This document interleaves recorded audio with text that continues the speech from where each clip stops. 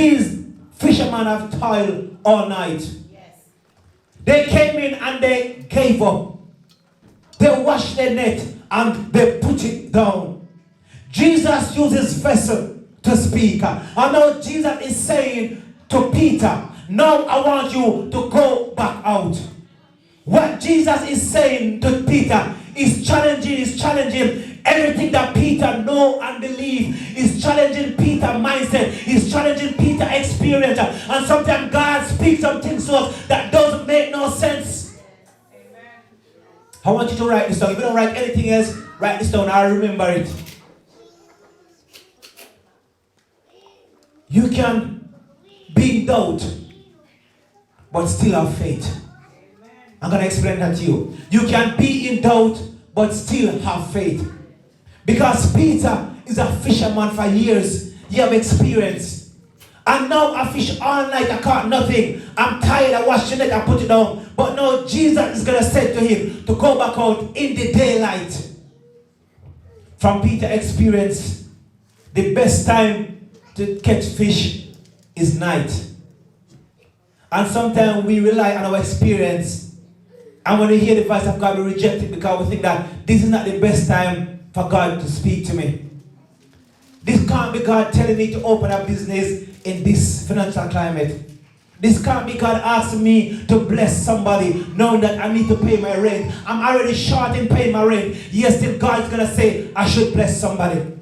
I'm already stressed and broken, but yes, God is saying I should call he or she and pray for them. The problem is we cannot fathom the mind of God. God is too big for you to fully comprehend him. But Peter acknowledged in himself. He said, we toiled all night and we caught nothing. But let me paraphrase for you. Let me put it in our language for you. Because sometimes we do something that we say, oh, if it's the will of God. But Peter said to Jesus, the paraphrase for you, I'm a man of experience. I know what I'm talking about. Nobody catch fish in the day. This is foolish talking. From my experience, from my religious belief, they don't do these things in church. I cannot go to church like this. Come on.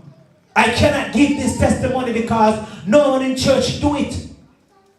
But sometimes you got to step out of the norm to receive what God has for you. Because Peter had to step out of his normal routine in order to see God blessing in his life.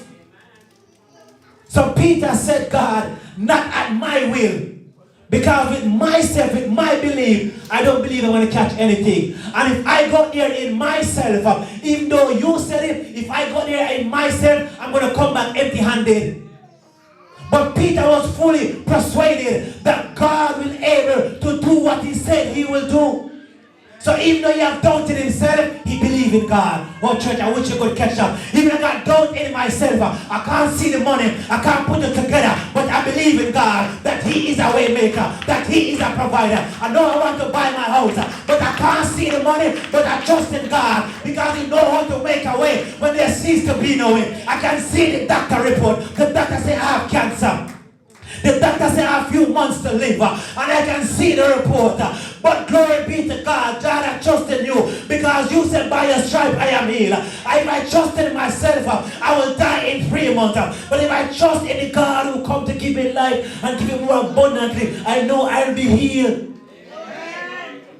Have you never heard like this before? Because people think that you have to jump hallelujah all the time and be perfect. You can be in faith, but you can be in doubt, but still believe. I thought this medication is going to do anything. But I believe that God can heal me.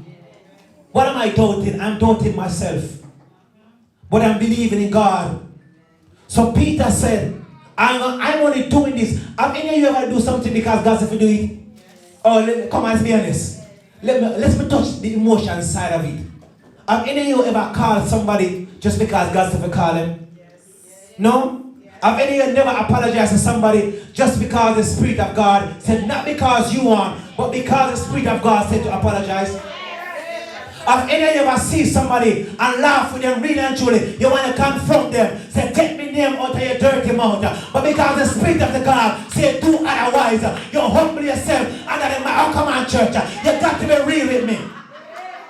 Sometimes you're wrestling in two minds. Peter finds himself between two things, between me and God, between my emotion and between the Spirit, between my experience and between what God says. But Peter said, I'm going to trust in the Lord with all my heart. I'm not going to lean on my own understanding, not on my own emotion, not on my own experience, not on my own feeling. Church, am I the only one?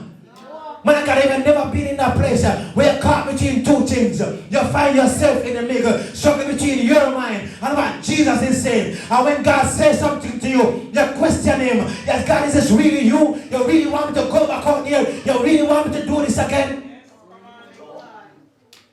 No? Am I the only one? Sometimes you make a plan that you want to buy something, you want to achieve something. Or perhaps God has spoke something to you. But when you see the difficult time come, and you come up against the wall, and you feel like you can't move, you say, God, did you really tell me to do this? And now you find yourself between two places. You're questioning yourself, was this God or was it me? Oh, come on, church, you don't hear what I'm saying. I said, was it God who spoke to me? Or did I speak to myself? Did God really promise me this? Or did I tell myself, this is what God says? I know Peter. You see, when you take God at your word, you don't care what people say. When you take God at his word, you have no shame. Because all these people, Jesus stand up to and he ministered to them. Because crowd always follow him. Now Peter